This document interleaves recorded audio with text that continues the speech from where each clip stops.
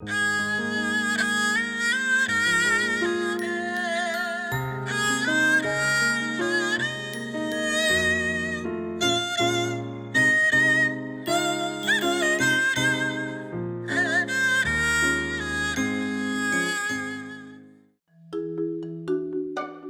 Old Man with a Lump.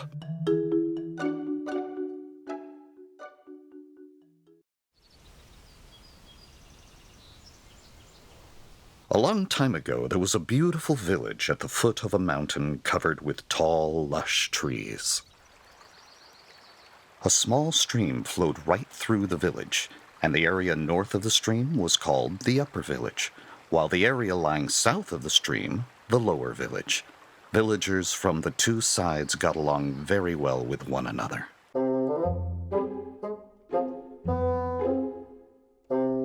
The upper and lower villages had another thing in common. Both villages had a Mr. Kim. The two men were of the same age and had been friends ever since they were children.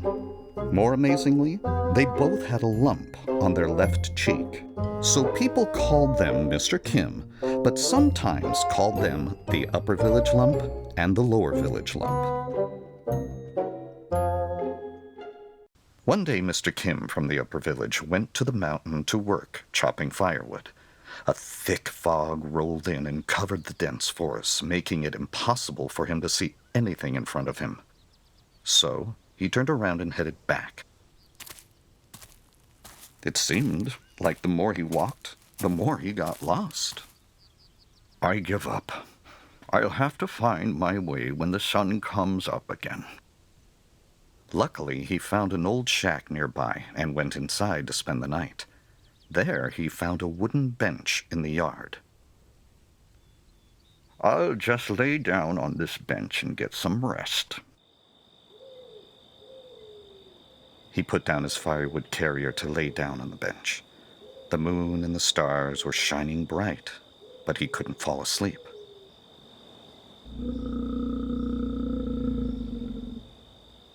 Hearing the animals crying in the distance, frightened Mr. Kim sat up and started singing. Arirang, arirang, arario. Arirang, I am climbing over Arirang Hill.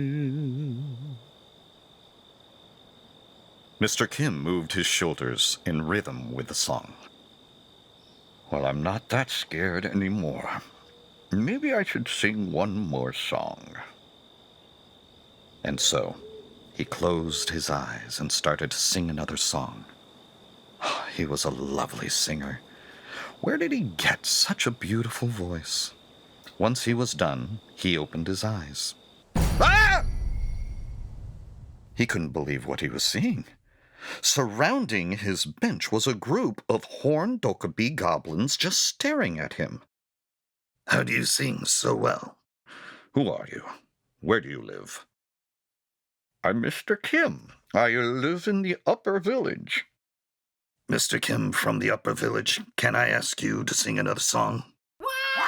Sing! Sing, sing! They all cried out. Okay, I'll sing you one more song. Realizing that the Dokkaebi didn't mean him any harm, Mr. Kim relaxed and started singing.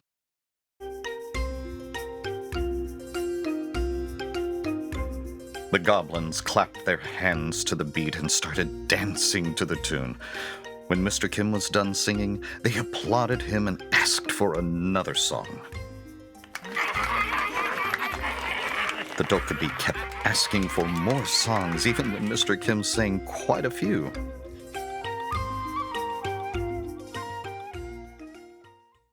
Mr. Kim, how come you sing so well?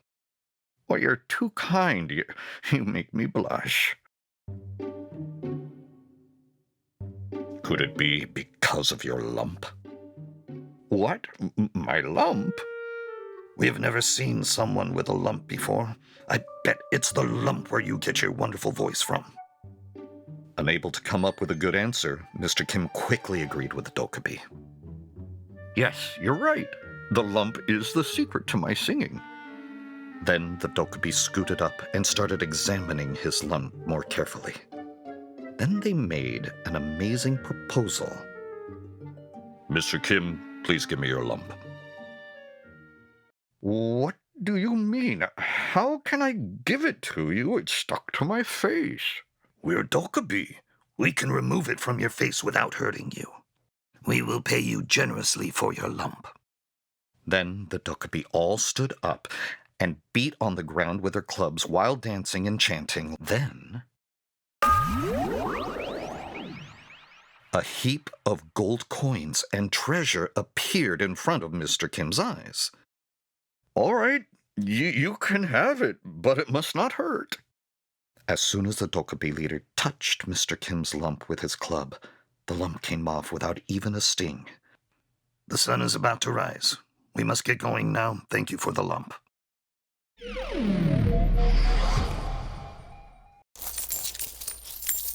I can't believe this is really happening to me. Mr. Kim was more than overjoyed to have gotten rid of that troublesome lump and received treasure in return. When the sun came up, Mr. Kim packed up all the treasure in his firewood carrier and headed back home. Mr. Kim from the lower village, who learned how the other Mr. Kim gained his fortune, thought to himself, he got rid of the bothersome lump and received treasure in exchange. I should try that out myself.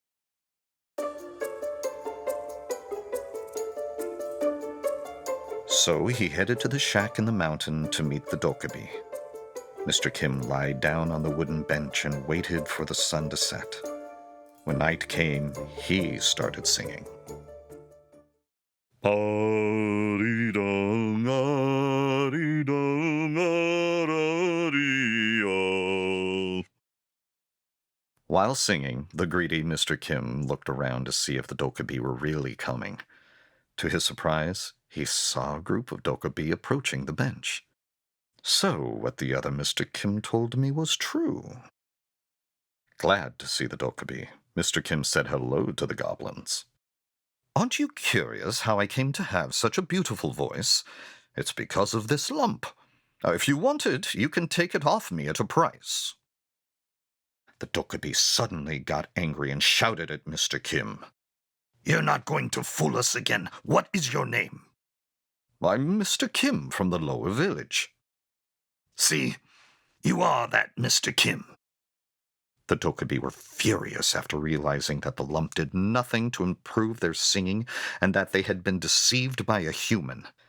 The enraged Dokkaebi thought that Mr. Kim from the lower village was the same man who tricked them, judging from the same name and the same lump. Didn't you say your beautiful voice came from this lump? If so, why don't you take it back?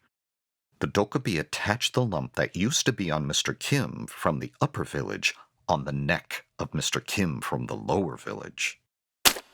The Dokkaebi were gone in a flash, leaving the lower village Mr. Kim with 2 lumps. Oh my, what am I going to do with this extra lump?